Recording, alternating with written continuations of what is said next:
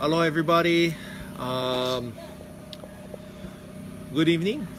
Today is Tuesday evening on this beautiful July 17th of 2018, and we're doing a live eruption update. Myself and Philip. How's it, guys? You know, just we haven't been doing these updates because it's been so busy with a lot of stuff that is happening in our community with the lava boat, some of the Coast Guard new restrictions, and also the surges that has been happening at Fisher 8. But hello everybody, good to see everybody. But let's start with yesterday. So 23 people were affected by the lava boat. Injured. Everyone was affected. Yeah. Oh, everybody. Yeah, that's correct. Everybody was affected by the lava boat. Not only the people on that boat, but also the people on boats that was my boat also that was nearby the ocean entry. So what happened was, just to give everybody an update, for the last 3 days, also the day before, I was the captain of the tour on the lava vessel Ohana from Kīlauea Culture Tours. I did the morning 4 a.m. and the afternoon 4 p.m. and we have witnessed a lot of the eruptions and these littoral explosions near the ocean entry at Kahiliula area and the Kīlauea ocean entry, and we've been seeing these explosions in the same place. This same place was where the 95% of the volume of lava flows was. That's where it was entering the ocean. There's so much force, and that's where all the littoral explosions was happening. So we've seen it for 2 days. If you guys look at my live updates at the ocean entry on the 15th, 2 days ago, not yesterday, the day before, you will see these littoral explosions happening in my live video. And we've been documenting this littoral explosions, and majority of these littoral explosions happen where majority of the lava, 95% of the lava going into the ocean. And that's where myself and our captains on Kīlauea Culture Tours and lava vessel Ohana, we kind of heed that area, and we kind of keep our distance because of these littoral explosions and the possibility of it extending out 60 to 70 yards or 70, 80 meters from the land. Yeah, we saw it on Bruce Amori's boot cam also. Yeah, so that was a couple days. That was on the 13th. That was before you even. Oh, the 14th. Right? That was the 14th or 13th. That was 2 days ahead of that. Yeah, 2 days of that. So it was on the 13th, I think it was.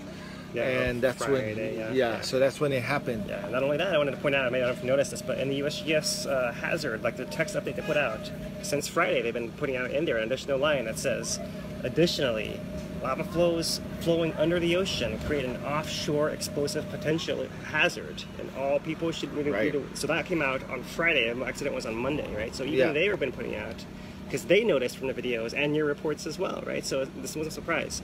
I also want to point out in Kapoho, it's probably been about 3 weeks now, but so 3 weeks. You know, it's been going in, and in Kapoho ocean entry, we've seen this also. We've seen this happening, these littoral explosions, these massive littoral explosions. Huge ones. Yeah, huge. Not just regular kind, but huge ones. And I posted a video probably a couple weeks ago, 2 or 3 weeks ago, of littoral explosions like this happening at those. Yeah. And the majority of these littoral explosions happen where majority of the lava is entering the ocean at this one particular area. So we've been documenting this explosions for 3 weeks, and our captains the captains of the Ohana been heeding these areas and not going into these areas because it's very dangerous, and the possibility of these explosions are very high. But like another thing like I like to say is the ocean entry is approximately 2.5 to almost 3 miles wide. So these main ocean entry areas is probably like you're looking at 200 to 300 100 yards wide. Right.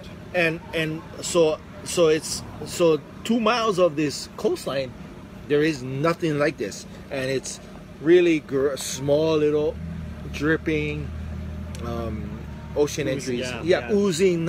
There's no power behind it. It's just real small ocean entries, which is really good for people to view because there's no lays, there's no no plume. So that those areas was real easy to get to with the boat and to get people viewing because there is no danger. There's nothing. It's actually lava flows that are decreasing and dying. Yeah, exactly. Because of that main, but where it's actually where it's really going in, that's the place where it's very dangerous, and we know that as captains on our boat, and we don't go into that areas closely. Yeah, for sure. Yeah, and you guys have heard us talking about this for that whole time, right? It's no surprise that you guys have been watching us. We've been talking about explosions. We've been showing you guys the videos. We've been showing you the photographs. You know, so Ikaika, we every time we go out there, we talk about what we see, right? Yeah. And, you know, you adjust for those hazards that you watch, right? You know, and you know, maybe the actual number distance from a shore matters less than actually paying attention to what's happening out there. And you know, we know already, we've been talking about it, how where the lava goes in the ocean in the most volume in the shortest amount of time, that's the biggest potential for explosion, right? We've talked about this. You guys have probably, I don't know, heard it a couple times. Yeah, you guys have heard us say this before. Yeah, for sure. Yeah. So as far as it being a surprise, it's not a surprise to us because we've seen it for the last 3 weeks. Yeah. No, I mean, as far as the actual explosion itself, it was one of the biggest explosions I've seen from this activity. You know, maybe there was a picture you showed me a couple of that seemed like it might have been bigger, but I wasn't there, so I don't know. Yeah. But there, you know, so there have been at least one other big one, but this one was one of the largest ones. So in that sense, it was, you know, that part of it was unlucky that he got one of the biggest ones right there. Right. But he was extremely lucky and no one died. Right. I mean, we could have easily been all in mourning today, you know. For people. Lives lost. I mean, you know, that's what really gets to me, right? You know, so the conditions are changing out there, you know, and it takes, you know, like someone like you who's watching all the time, right, and like adjusting for that, and knowing if something develops that you haven't seen before, that wasn't there the previous day or wasn't happening the previous day, you back off that next day. I've watched you do it, right? You know, I mean, it's more important to you than anything else. Yes, I want to back you up there. You know, and I'm not. You know, not why I'm doing this, but I just want to point out, like, you know, I mean, there's a way to go about this that's safer, right? Yes. I mean, there isn't some inherent risk on going on any boat period, like there isn't getting any car period, but that's not something that is usually a deterrent, right? What's unusual about the situation is the lava, and there are, you know, a lot of easy ways to keep track of the hazards. It's pretty common sense because where it's going in, 95% of the flows are going in. That's where 95% of the explosions are going to be, or, you know, higher. And that's kind of, it's a rule of thumb for us. That's where the most dangerous part of viewing the lava will be. Yeah, for sure. Yeah. I mean, these explosions are not new. One that size is new. I mean, it's new to us that can be that big and that hot and, you know, all that. But we've seen explosions, you know, in Kīlauea flows, which are a lot smaller than this. Yes. We saw big explosions too. Big ones, right? I mean, how long was that little explosions that formed a cone going on? Like 2 weeks, and it was shooting in the air, what, 300 feet? 300 to 500. You know, I've been to the fire hose ocean entry, and that we've seen some of those in Kīlauea, the fire hose. At the Kamakuna or Kailili ocean entry, and we've seen some explosions there exceed 400 feet. Right. So it's not like this is not new. This is not new for us. Yeah. This is not new. Right. Yeah. So as far as that happened there, you know, unfortunate, but all of this could have been avoided. Pretty sure. If we document and log. Not only in the paper, but in your mind, what's happening at the ocean entry every day, and be aware of what could happen. So that's my manao about what happened yesterday. But lava tours are still going ahead and still moving forward. The next thing too I wanted to talk about is this morning we had reports of Fissure 8. At 6:29 there was an explosion at Fissure 8. that So- a lot of people in Leilani heard, and immediately after that there was a surge of lava. Okay, so let's just clarify. By explosion, do you mean like a booming sound? Yes. Did anyone see something come out of there, or was it just the sound? It was silent. So we have some people that Tiara Kīlauea, she reported that they heard a fissure because it was silent the whole night until 6:29. They heard a nice explosion.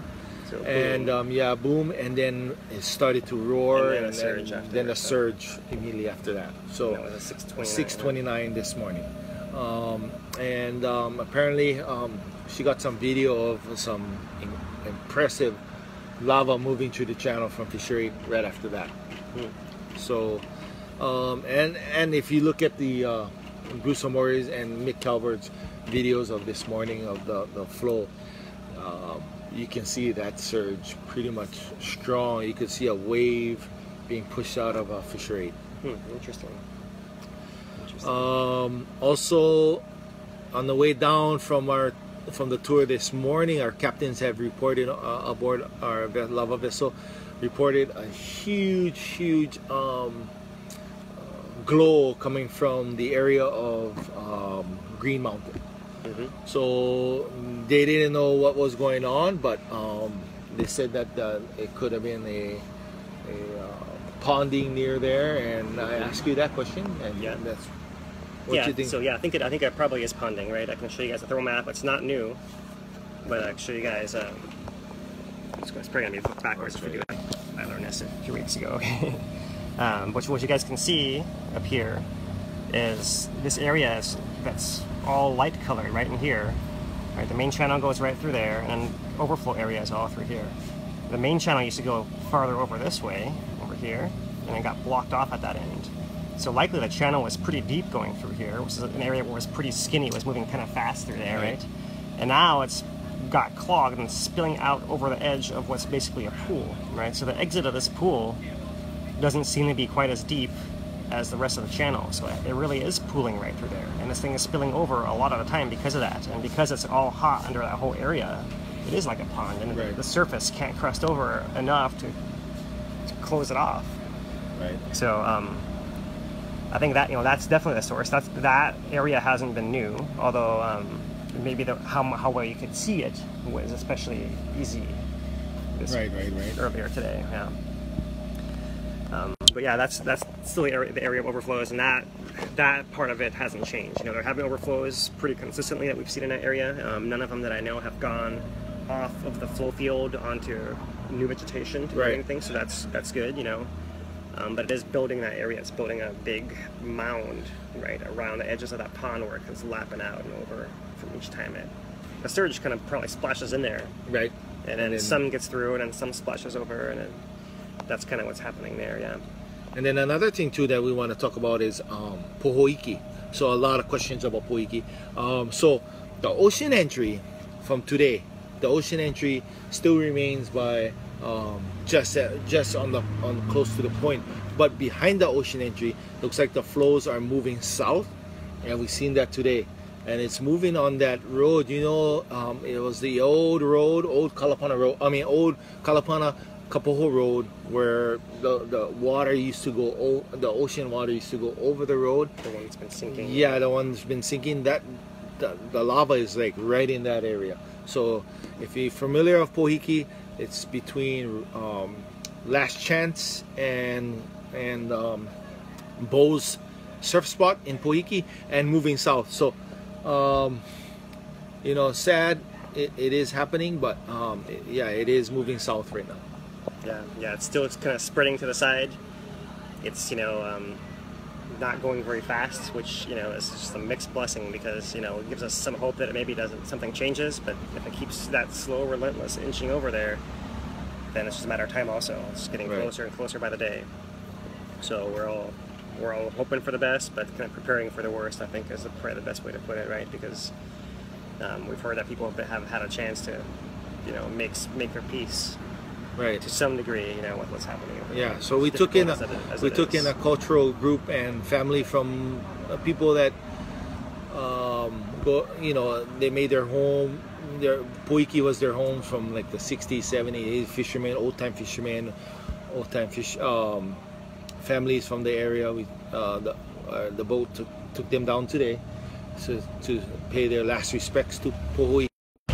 So yeah, so that's what we did today, and the witness was they seen lava moving towards Poiki, and from the time that they were there to the time that they left, it moved significantly towards Poiki. So they have reported that to me, and it's sad. It's sad for us, and it's sad for the people of Puna. Yeah, absolutely. Yeah, I mean, and it's still a massive amount of lava that's going down there. So I mean, even if most of it's going in the ocean, it can still keep spreading to the side. Right. So any other? Keep wait and see. Any other updates of Fisher Aid or? So one thing that people have been asking about, I've been talking about pulses and the surges both, right? The pulsing happening more quickly than the surges. Maybe it's not worth making a difference, but there was a lack of a surge yesterday after the big earthquake at the summit, right? So that's interesting. It's not so straightforward of when a collapse happens, a surge actually reaching Fissure 8. Earlier on in the eruption of Fissure 8, the collapses were not causing surges visible. It could have been that there was so much lava you couldn't see them, or it could have been that maybe that the path of magma was so full that the pressure wave couldn't get through it so easily. Right. I don't know, but those are some ideas that are being put out by USGS. So we're not really sure about that. One thing that's come up, a lot of people have brought it up also, and I tend to agree, is that if those 5.3s are causing some kind of effect, then maybe the 3.9s are also, right? And we have a lot more of those 3s, and it could be that some of these smaller size pulses maybe have something to do with that. I don't have enough data to say that, but it's something that we do wonder about, right? So I mean, these surges or pulses, I mean, not the surges, the smaller pulses can happen, it seems like almost any time. And we have seen that. We've seen videos of 5 minutes apart, high or low, high, low, and then looking and watching for the surge, and then nothing coming. So it's really been still kind of a mystery, exactly what's going on there. But we do know to be on extra lookout whenever after we have those collapses, right? And in fact, we're waiting for one to happen now. I think we're slightly overdue of our pattern, maybe only an hour and a little bit more right now, but it's still, that should happen any time, and so we'll see how that goes, whether there's actually a surge comes out or not. The surges there have been 2 big surges in the last week that have caused spillover towards the south, but neither one has gone off of the flow field either, right? They're building that way, and the more that happens, that low area that exists over there will eventually not be there anymore. Right. So that's going to become a growing threat as time goes on if it keeps splashing out from that area. So we have to kind of wait and see what actually happens there. All right. So people have been talking about steam at the summit, and it's something that I haven't had as much time to look at in great detail. What we have noticed a little bit, and just kind of quickly, is that whenever we have these kind of collapse earthquakes, it seems like the pathway for the gas to get out is a little easier. So there's more steaming that happens, not just like immediately, but like for maybe even a couple hours afterwards.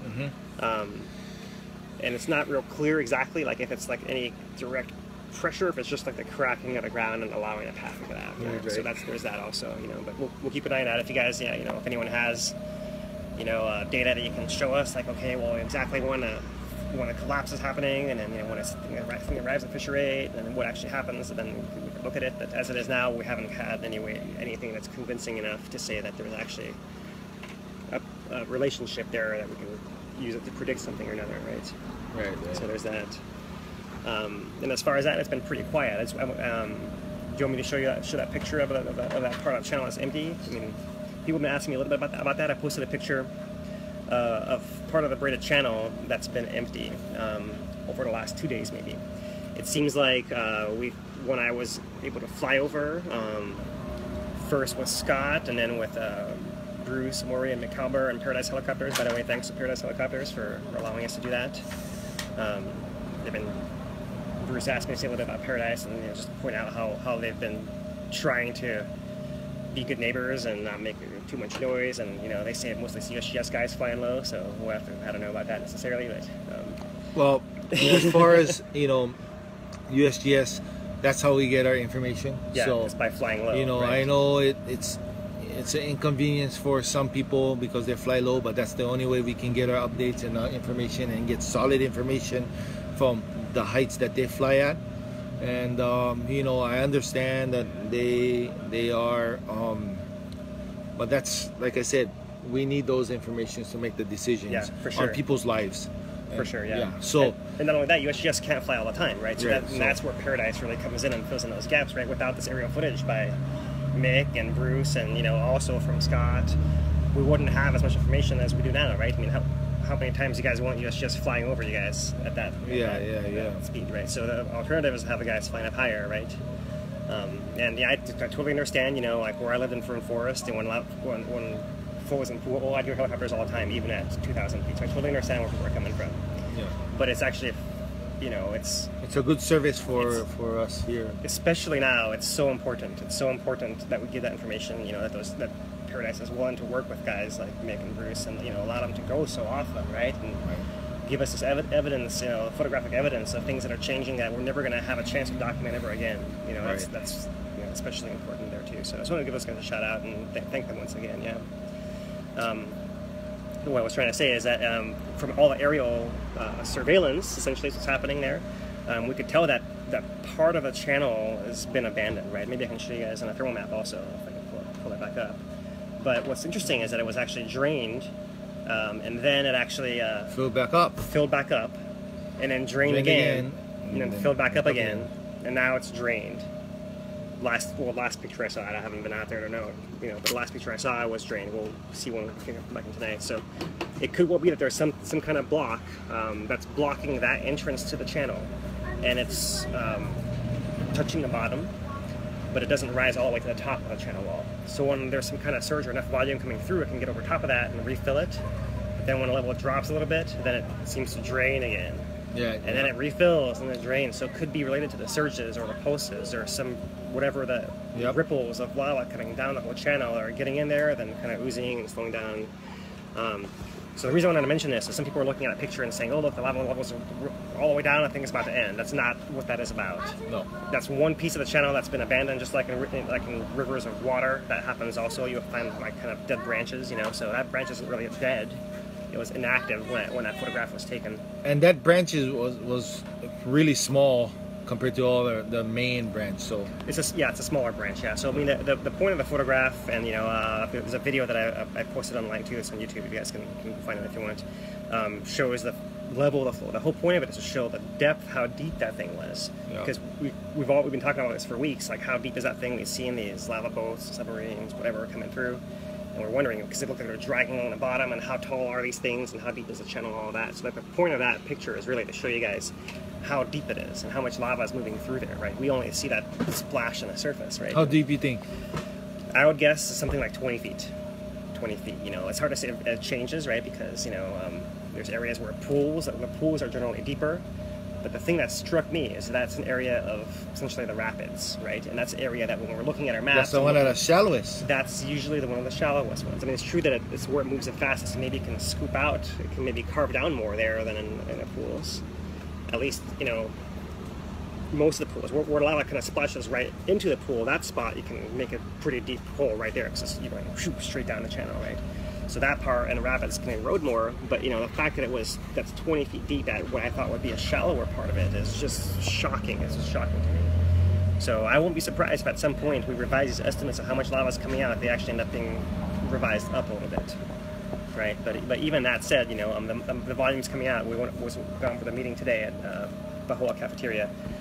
We've already exceeded, you know, by the amount of lava come out of anything in the last 100 years, right? For sure. Like, this eruption has broke all the records. It's probably not point in talking about every single record. It's broken all the records, essentially. The only thing we're not broken yet is how many days. We're at 80 or something like that.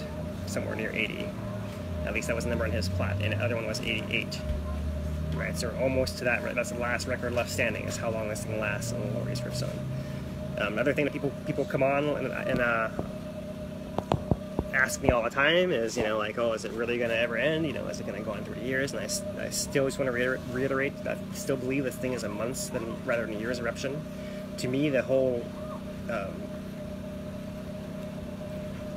evidence really comes from the fact that the summit's been collapsing so much so fast, that's been feeding lava coming down to this area, you know, so that combined with lava coming into the volcano is still not enough as what's getting out. It's coming out so fast. We're talking about how it's record breaking. There's so much coming out that what's coming in and what's draining from the sunlight can't keep up, right? That's why the sunlight's falling in so much. So if it wasn't collapsing, I would say, yeah, we're in it for a long haul. Now we're talking about years, because that shows that more lava is coming in than is getting out, or at least as much. The fact that it stays collapsing means that less is coming in than is getting out, right? Which means, even though it feels like forever to all of us, this is not going to last forever. Yes. All right. There will be an end to this, I promise. You know, I can't tell you when. You know, I still hope that it's, you know, weeks to months, hopefully weeks away, rather than years. Right. You know. Right on, Brad. Mahalo for the update. So he's saying Earth is shaking up here right now. So he lives in Brad Lewis, Mr. The infamous and the legend. He lives in a volcano, and the Earth is shaking. And also mahalo for reporting that, you know, not too long ago, before our feed started, there was a loud explosion at close by from a person down in Nana Valley. She heard.